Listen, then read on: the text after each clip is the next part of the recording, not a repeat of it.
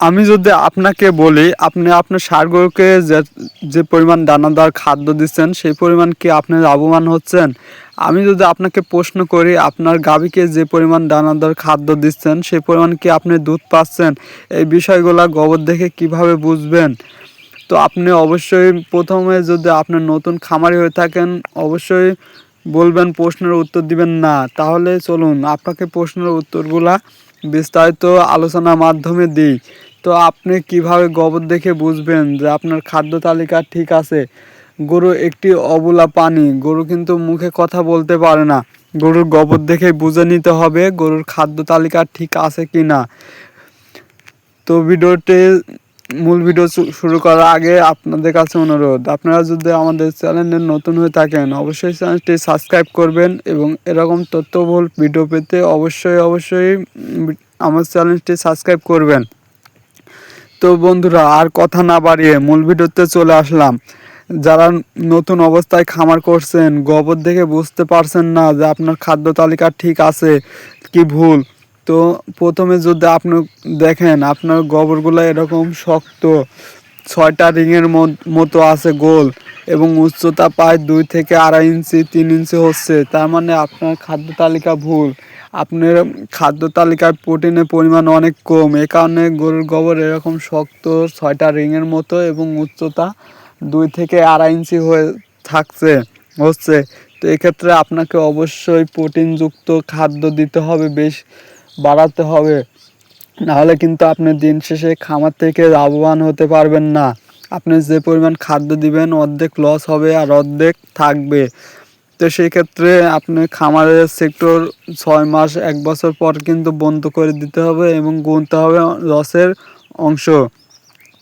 তারপর দ্বিতীয় বিষয় হলো গরুর গোবর এরকম পাতলা পানির মতো হয়ে থাকে, অনেকেই বলি পাতলা পায়খানা, এখানে পানির পরিমাণ অনেক বেশি। তো এটা কি কেন হয়? এই পাতলা পায়খানা হওয়ার পিছনে 3টা কারণ আছে। প্রথম কারণ হলো গরুর কৃমির সমস্যা। আমরা সঠিক সময় যদি গরুকে কৃমির ইঞ্জেকশন অথবা ডোজ না করে থাকি সেক্ষেত্রে গরু এরকম পাতলা পায়খানা করবে। তারপরে গরুর বদহজম, অনেক সময় আমরা গরুকে অতিরিক্ত খাবার দিয়ে থাকি সেই ক্ষেত্রেও গরুর পাতলা পায়খানা হয়। 3 নম্বর হলো গরুরকে প্রোটিনযুক্ত খাবার বেশি পরিমাণে দেওয়া।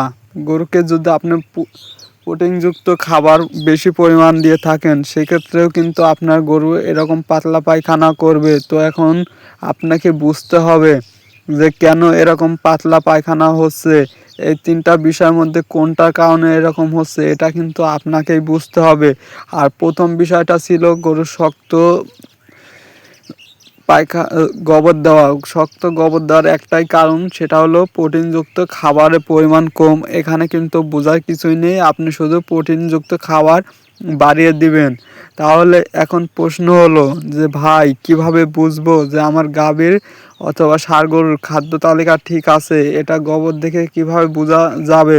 হ্যাঁ, আপনি গরুর গোবর যদি এরকম ফমের মতো নরম এবং উচ্চতা, আপনি যদি স্কেল দিয়ে মাপেন দেখবেন 1 থেকে 1.5 ইঞ্চি উচ্চতা এবং মাঝখানে একটু গর্ত হচ্ছে, তার মানে আপনার খাদ্য তালিকা ঠিক আছে, এখানে আপনি লাভবান হবেন। হ্যাঁ বন্ধুরা, গরু একটি অবলা প্রাণী, গরুর গোবর দেখে আপনাকে বুঝতে হবে যে আপনি কেমন খামারি এবং আপনি খামার থেকে কতটুকু লাভ করতে পারবেন। এই বিষয়গুলো অবশ্যই আপনাকে জানতে হবে এবং জানার জন্য আমাদের ইউটিউব চ্যানেলের সাথেই থাকতে হবে। আপনি আমাদের চ্যানেলে নতুন হলে অবশ্যই চ্যানেলটি সাবস্ক্রাইব করবেন। আর এরকম তথ্যবহুল ভিডিও অবশ্যই আপনিও চাইবেন আপনার বন্ধু অথবা পরিজন যাতে উপকৃত হয়, সেক্ষেত্রে তাদের কাছে ভিডিওটি শেয়ার করে দিবেন। ভিডিওটি দেখার জন্য অনেক অনেক ধন্যবাদ।